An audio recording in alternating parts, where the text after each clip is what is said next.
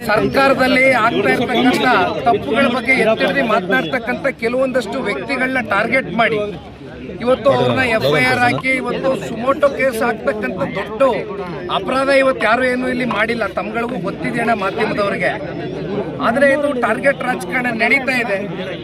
ಇದಕ್ಕೆ ಪುಷ್ಟಿ ಕೊಡ್ತಕ್ಕಂಥದ್ದಕ್ಕೆ ಪೊಲೀಸ್ ಅಧಿಕಾರಿಗಳು ಕೂಡ ನಾನು ಆಗ್ತಾನೆ ಹೇಳಿದ್ದೀನಿ, ದೇಶದ ಕಾನೂನು ಸಂವಿಧಾನಕ್ಕೆ ಬದ್ಧರಾಗಿ ಇವತ್ತು ಪೊಲೀಸ್ನ ಅಧಿಕಾರಿಗಳು ವರ್ತನೆ ಮಾಡಬೇಕಾಗಿದೆ. ಆದರೆ ವಿಪರ್ಯಾಸ ಸರ್ಕಾರದ ಕೆಲವೊಂದಷ್ಟು ಜನಪ್ರತಿನಿಧಿಗಳ ಒತ್ತಡಕ್ಕೆ ಮಣಿದು ಇವತ್ತು ಇಂಥ FIRಗಳು ನಡೀತಾ ಇದೆ. ಅಂದರೆ ಒಂದು, ಇವ್ರು ಯಾರಿಗೂ ಕೂಡ ಇಲ್ಲಿ ಜೈಲಿನ ವಾತಾವರಣ ನೋಡ್ತಕ್ಕಂಥದ್ದಕ್ಕೆ ಯಾರು ಅಂಥ ಸಂಸ್ಕೃತಿಯಿಂದ ಬಂದಿರತಕ್ಕಂಥವ್ರಲ್ಲ, ಅಂಥ ಹಿನ್ನೆಲೆ ಬ್ಯಾಕ್ಗ್ರೌಂಡಿಂದ ಬಂದಿರತಕ್ಕಂಥವ್ರು ಯಾರೂ ಇಲ್ಲ.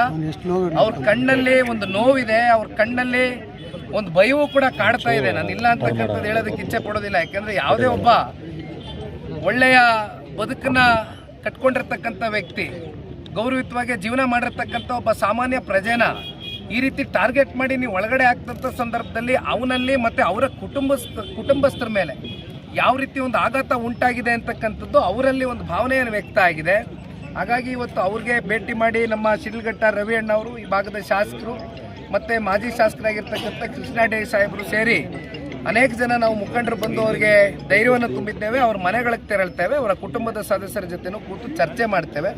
ಒಟ್ಟಾರೆಯಾಗಿ ಅವ್ರ ಧೈರ್ಯ ತುಂಬತಕ್ಕಂಥದ್ದಷ್ಟೇ ಅಲ್ಲ, ಅವ್ರ ಮನೆ ಮಕ್ಕಳನ್ನ ಅತಿ ಶೀಘ್ರದಲ್ಲೇ ವಾಪಸ್ಸು ಅವ್ರಿಗೆ ಮನೆಗೆ ಕರ್ಕೊಂಬರ್ತಕ್ಕಂಥದ್ದಕ್ಕೆ ಎಲ್ಲ ರೀತಿಯಾದಂಥ ಕಾನೂನಿನಡಿಯಲ್ಲಿ ವ್ಯವಸ್ಥೆ. 8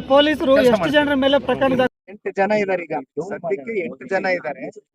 9 ಜನ ಇದ್ದಾರೆ. ಇನ್ನ ಹೆಚ್ಚು ಕಮ್ಮಿ 150 ಜನರ ಮೇಲೆ FIR ದಾಖಲಾತಿ ಮಾಡಿದ್ದಾರೆ ಅಂತ ಹೇಳ್ತಾರೆ. ಆದ್ರೆ ಒಂದು ನೀವು ಅರ್ಥ ಮಾಡ್ಕೋಬೇಕಾಗಿರ್ತಕ್ಕಂಥದ್ದು, ಪ್ರಚೋದನಾಕಾರಿಯಾದಂತ ಹೇಳಿಕೆಗಳು ಕೊಟ್ಟು ಈ ರೀತಿ ಪ್ರಚೋದನೆಯನ್ನ ಮಾಡಿ ಉದ್ದೇಶಪೂರ್ವಕವಾಗಿ ಒಳಗಡೆ ಹಾಕ್ಸಿರ್ತಕ್ಕಂಥ ಆ ವ್ಯಕ್ತಿನ ಇಲ್ಲಿವರೆಗೂ ಕೂಡ ಯಾರು ಕೂಡ ಪ್ರಶ್ನೆ ಮಾಡ್ತಾ ಇಲ್ಲ. FIR ಯಾರ ಮೇಲೆ ದಾಖಲೆ ಆಗ್ಬೇಕು ಅಂತಕ್ಕಂಥದ್ದು ಬಹುಶಃ ನಿಮಗೂ ಗೊತ್ತಿದೆ, ನಮಗೂ ಗೊತ್ತಿದೆ. ಅವ್ರ ಮೇಲೆ FIR ದಾಖಲಾಗಬೇಕು ಅಂತ ಹೇಳ್ತೀರಾ? ಸಂಸದರು ಹೇಳಿಕೆ ಕೊಟ್ಟಿದ್ದಾರೆ. ಈಗ ಪ್ರಚೋದನೆ ಮಾಡಿದಂತವ್ರು ಅವರು ಕೆಂಪೇಗೌಡರ ಜಯಂತಿ. ಕೆಂಪೇಗೌಡರು ನಾಡಿನ ಪ್ರಭುಗಳು. ಅವರು ಯಾವತ್ತೂ ಒಂದು ಜಾತಿ, ಜನಾಂಗ, ಧರ್ಮಕ್ಕೆ ಸೀಮಿತವಾಗಿ ಬದುಕನ್ನ ಕಟ್ಕೊಡ್ಲಿಲ್ಲ.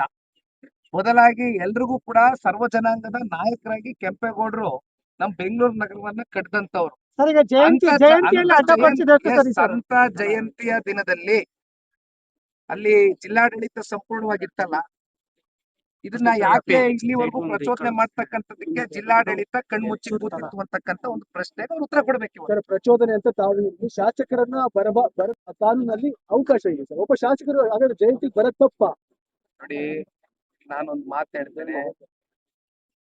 ಕೆಂಪೇಗೌಡರ ಜಯಂತಿ ಅಂದ್ರೆ ಸರ್ವ ಜನಾಂಗಕ್ಕೂ ಸ್ವಾಗತ ಇರ್ತಕ್ಕಂಥ ಜಯಂತಿ ಅಂತ ಈ ಕಡೆ ಮಾತಾಡ್ಬೇಕಾದ್ರೆ ಹೇಳಿದೀನಿ. ನಾನು ಇಲ್ಲಿ ಯಾವ ವ್ಯಕ್ತಿ ಬಗ್ಗೆನೂ ಮಾತಾಡೋದಕ್ಕೆ ಇಷ್ಟಪಡೋದಿಲ್ಲ. ನಾ ಮಾತಾಡಲ್ಲ, ಯಾವ ಕಾರಣಕ್ಕೂ ಮಾತನಾಡ್ತಕ್ಕಂಥವ್ರು ಮಾತನಾಡ್ತಾರೆ. ದಯವಿಟ್ಟು ನನಗೆ ಬೇರೆ ಮಾತಾಡಿದ್ರು ಸರಿ ಅಲ್ಲ ಅಂತ ತಾವು ಹೇಳ್ತಿದ್ರಿ. ಹಾಗಾದ್ರೆ ಅವ್ರು ಬರಬಾರ್ದು.